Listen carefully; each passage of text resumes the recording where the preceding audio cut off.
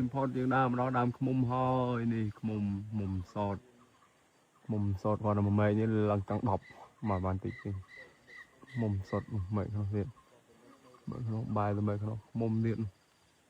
មុំទៀតម៉េចខ្មុំទៀត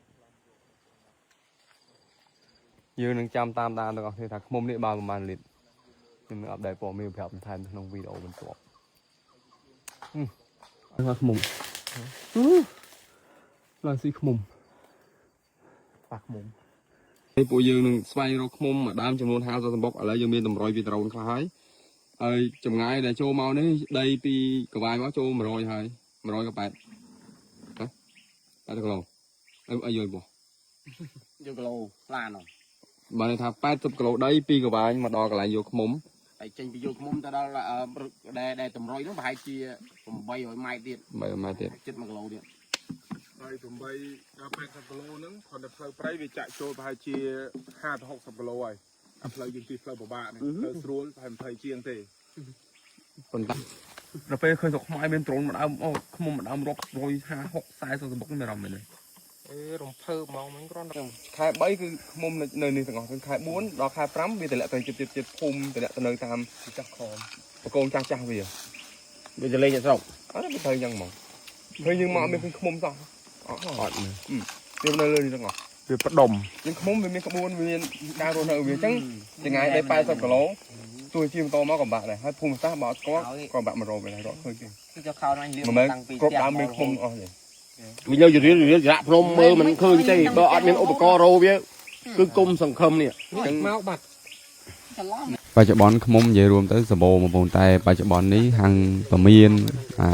ភូមិនិតិដ្ឋានការកើនឡើងក៏មានអញ្ចឹងការធ្វើម្ហូបការអីពីខ្មុំក៏មានច្រើនអញ្ចឹងបងប្អូនមួយចំនួនក៏យកទាំងសាច់អីក៏យកទាំងទឹកអញ្ចឹងធ្វើឲ្យកំណើនការខ្មុំហ្នឹងមិនដឹងថាទៅមុខវាធំថយឬក៏ទៅមុខវាសម្បូរ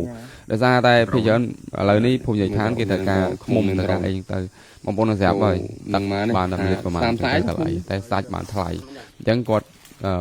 គោលដៅធំគឺសាច់អញ្ចឹងនៅពេលយកសាច់អស់លេងទៅយើងអត់ទុកឲ្យវាបង្កើនទៀតខ្មុំវាអាចនឹងអាចទៅវិវត្តទៅជាមិនសូវសម្បូរម្ដងបន្តិចបងហើយនេះជាមុខចំនួនឬមុខបជីវភាពប្រចាំថ្ងៃបងនឹងធ្វើមិនទេព្រោះទាំងបងប្អូនទាំងខ្ញុំតែខ្វះខាតយើងរកហើយតែខ្ញុំនៅតែបារម្ភកំណើនខ្មុំឆ្នាំបន្ទាប់នឹងវាអាចនឹងមិនសូវមានអញ្ចឹងតែខ្មុំនេះច្រើនបងប្អូនម្ដងចូល60ហើយ67ហើយមកទៅតាមខ្ញុំមើលច្រើនខ្លាំងមែនម្ដងនេះហើយនេះជាគោលដៅដែលខ្ញុំតស៊ូ4ឆ្នាំរយៈពេលខ្ញុំរកខ្មុំនេះគឺខ្ញុំចាយពេល4ឆ្នាំតម្រាំរកបានម្ដងនេះហើយទីតាំងដដែលមែនតែខ្ញុំព្យាយាមឆ្នាំទី1ខ្ញុំបរាជ័យគ្រាន់តែមកឃើញទីតាំងខ្ញុំត្រូវបរាជ័យទៅលើការធ្វើដំណើរមកយប់មួយថ្ងៃមួយវេនៅតំបន់ហ្នឹងឆ្នាំទី2មកមួយបងមកដាច់បាយមកអាទិត្យចាំអាទិត្យធ្វើស៊ីយើងពេលហ្នឹងឆ្នាំទី3ត្រឡប់មកទៀតមកដល់គោលដៅហើយតែឡានយើងមកដល់អស់តែខ្មុំយើងរកបានតិចគោលដៅយើងចង់ឃើញខ្មុំច្រើនគឺបានតែ10សម្បុកគត់អញ្ចឹងវាអញ្ចឹងឆ្នាំទី4នេះហើយដែលជាឆ្នាំដែលយើងមក5ឡានហើយបងប្អូនមានការចូលរួមពីថៃអញ្ចឹងទៅប៉ុន្តែយើងរកបានខ្មុំច្រើនរហូតមកដល់មកដើម50សម្បុកខ្ញុំអត់យកទាំងអស់ទេគឺខ្ញុំយកតែបរិមាណមួយចំនួនសម្រាប់ជាវីដេអូសម្រាប់បងប្អូនទស្សនាចក្ខុភ្នែកអញ្ចឹងទៅហើយសម្រាប់បងប្អូនឃើញថាស្រុកខ្មែរយើងក៏មានខ្មុំច្រើនដូចនៅប្រទេសជិតខាងដែរក៏ប៉ុន្តែខ្មុំទាំងអស់ខ្ញុំអត់យកទាំងអស់តែខ្ញុំទុកវាខ្លះហើយយក10 20សម្បុកហ្នឹងក៏យកសាច់តែ2សម្បុក3សម្បុកយកមកហូបទៅខ្ញុំទុកសាច់វានៅលើហ្នឹងដើម្បីឲ្យវាកើតទៀតហើយនិយាយរួមទៅគឺពិបាកបងប្អូនការធ្វើរកខ្មុំការសងព្រេងដំណើរបែបនេះមិនមែនដូចជាយើងដើរលេងធម្មតាទេព្យាយាមប្រឹងប្រែងលុយកាក់ពេលវេលាទៅលើវាច្រើនណាអាចនិយាយថាខ្ញុំចាយទៅលើខ្មុំច្រើន4ឆ្នាំបងប្អូនសាកសម័យមើលមិនថាទេមិនថាឡានការធ្វើដំណើរចាយលុយទៅលើសហគមន៍ផ្សេងគឺច្រើនណាស់ក្រុមពួកខ្ញុំហើយអរគុណបងមេការ៉ាអរគុណក្រុមការងារមែនតើគាត់នៅតែបន្តការមកជាមួយខ្ញុំគាត់ចាយលុយផ្ទាល់ខ្លួនបងប្អូនចាយលុយផ្ទាល់ខ្លួនដូចបងមេការ៉ាមួយជើងគាត់ចាយមួយក្រោម 2-3 ពាន់ទេឡានផងអីផងឲ្យលុយអ្នកដែលគាត់មកជាមួយផងសរសើរទឹកចិត្តពួកគាត់នៅតែមិនបោះបង់គាត់នៅតែមកហើយសួរថាពួកគាត់បានអីវិញខ្ញុំនៅតែផលិតវីដេអូបានលុយខ្លះតែពួកគាត់អត់ទេ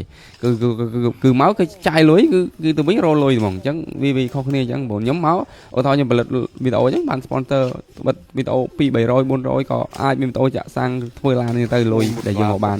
តែពួកគាត់មកគឺគាត់ចំណាយលុយតខ្លួនជើងអរគុណក្រុមការងារមែនតើដូចដែនដូចអីហ្នឹងមកទិញឧបករណ៍ដ្រូនទិញឲ្យខ្ញុំថតហ្នឹងទៅអរគុណគាត់និយាយមែនហើយបងបូរ៉ារងម្ចាស់ក្រាស់ BM ហ្នឹងមកគឺអត់ងាយទេអស់ពីខ្លួនហើយដើរលេងទៅវិញចំណាយលុយធ្វើឡានធ្វើអីខ្លួនឯងផ្ទាល់ខ្លួនបងមកកាហ្នឹងនិយាយដែរគាត់ អាចថាខ្ញុំអរគុណទឹកចិត្តពួកគាត់មែនតើសម្រាប់ការកំដរពួកខ្ញុំគឺកំដរខ្ញុំហ្នឹងឯងត្រឡប់មកកន្លែងដដែលរហូតដល់3ឆ្នាំជាប់គ្នាដល់បងនោះវាបាំងព្រៃចូល50ហើយខ្មុំនេះខ្មុំឡើងស៊ីខ្មុំប៉ះខ្មុំខ្មុំទៅទៅណាទេគុកមកខ្មុំដើមនេះមកបុកណាចុងមេឃនោះទៀតអូក៏ជួបហើយម្ដងនេះជួបមកហើយមួយខ្មុំបងមួយខ្មុំនឹងមកបុកហើយដើមនេះអមម៉ែខ្មុំដាក់គុន4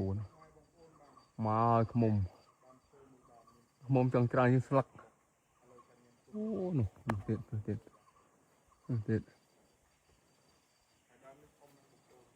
ដល់នោះខ្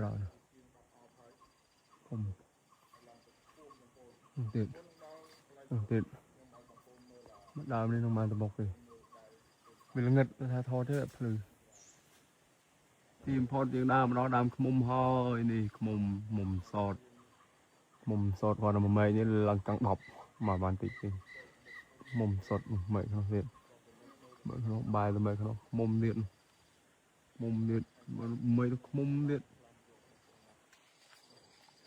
យើងនឹងចាំតាមដានទាំងអស់គ្នាថាខ្មុំនេះបានប្រហែលលីត្រខ្ញុំនឹងអាប់ដេតព័ត៌មានប្រាប់បន្ថែមក្នុងវីដេអូបន្ទាប់អត់ចង់ទៅចង់អង្គុយមើលភាពស្អាតនៃខ្មុំមើលក្រោមដើមខ្មុំក៏ស្អាតដែរណាទេសភាពពេលដើរព្រៃបងប្អូនរមាស់មុខកាហាយមុខរោលមុខអស្រាបែកបាក់តេរីតោងមុខយើងខ្ញុំប្រើសាប៊ូសូត្រមាសដែលជាសិប្បកម្មខ្មែរយើងហើយតិចទៀតខ្ញុំនឹងនាំបងប្អូនទៅមើលពីសិប្បកម្មនិងសង្វាក់ការផលិតរបស់សាប៊ូសូត្រមាសថាគេធ្វើមកពីអីហើយគេផលិតមកពីអីរូបមន្តដើមអ្វីគេធ្វើមកពីនេះតែមិនថាវាឡើងសតទេគេមានរូបមន្តគេទៀតនឹងឲ្យបងប្អូនដឹងពីគ្រឿងផ្សំគេជាច្រើនទីនឹងដឹងហើយនេះបងប្អូនពេលហើយវិញខ្ញុំចង់ដាក់ខ្មុំក្នុងប្រអប់ទៅពេលនិយាយហ្វេនយើងដាក់មកដល់ពេលអាខ្មុំរស់ក្នុងនេះបើមកសម័យហ្នឹង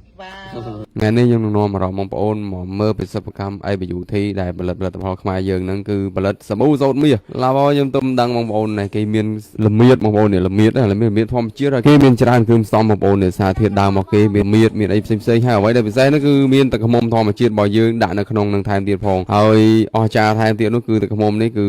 ឥឡូវនេះក៏គាត់យកពីខាងភ័យឡង់ខ្ញុំទៅហើយអ្វីដែលពិសេសហ្នឹងគឺគេដាក់ជាមួយសូត្រមាសបងប្អូនគេយកមកផលិតហើយគេចម្រាញ់ជាទឹកជាថាសារធាតុដើមមកគេនេះហើយគេចាក់ចូលជាមួយនឹងកមូនខ្មុំហើយបង្កើតទៅជាសាប៊ូដុំសូត្រមាសបន្តិចទៀតបងប្អូននឹងឃើញថាតែនេះការចម្រាញ់របស់គេគឺការដំណាក់កាលរបស់គេរំដាប់នេះមិនមែនតិចបងប្អូនធ្វើយូរតែខ្ញុំថតកាត់ឲ្យបងប្អូនមើលឆាប់យល់គឺចម្រាញ់គឺចាក់ចេញជាដុំបងប្អូនឃើញស្រាប់ហើយគឺការវេចខ្ចប់របស់គេគឺមានដំណាក់កាលរបស់គេដែរយើងតម្រង់ទៅបានសាប៊ូនេះប្រើគឺសារភាពដើមគឺច្រើនឬគឺសុទ្ធធម្មជាតិហើយមានអ្វីដែលពិសេសគឺមានសូត្រមាសមានទឹកខ្មុំនៅក្នុងនឹងដូចនិយាយការវេចខ្ចប់របស់គេក៏ពិនិត្យទៀតមើលទៅអ្វីដែលពិសេសនេះគឺសិប្បកម្មខ្មែរយើងព្រោះសិប្បកម្មនេះគឺជួយសហគមន៍ក្នុងស្រុកយើងច្រើនបងប្អូនក្នុងតំបន់ព្រោះมันមានការចំណាក់ស្រុកហើយមានការងារធ្វើហើយគាត់បើកសិប្បកម្មនេះឡើងគឺខ្ញុំទៅលេងទេលើកទី1តែសប្បាយចិត្តអញ្ចឹងបញ្ជាក់ម្ដងទៀតបងប្អូនអាចរកបាននៅលើ page របស់ IBUTហើយចំពោះតម្លៃក៏មិនថ្លៃដែរអាចតាក់ទងសួរព័ត៌មានមុននឹងទិញឬក៏សាកសួរបានគឺមានបុគ្គលិកគេចាំ reply ឬចាំឆ្លើយតបជាមួយនឹងសំណួរបងប្អូនដែលឆាតទៅសួរ